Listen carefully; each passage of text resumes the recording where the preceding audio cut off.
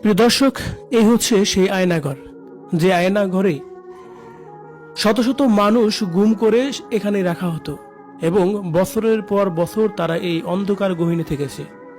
না শুনতে পারছে বাহিরের কোনো আজান, বাহিরের কোনো শব্দ, না শুনতে পারছে মানুষের কোনো কলাহ ও পাখির কোনো শব্দ।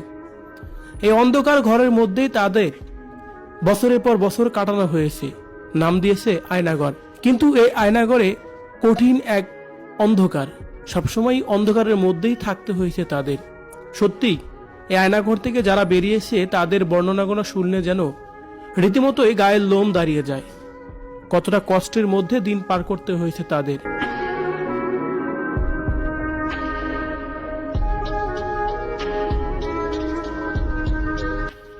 গহীন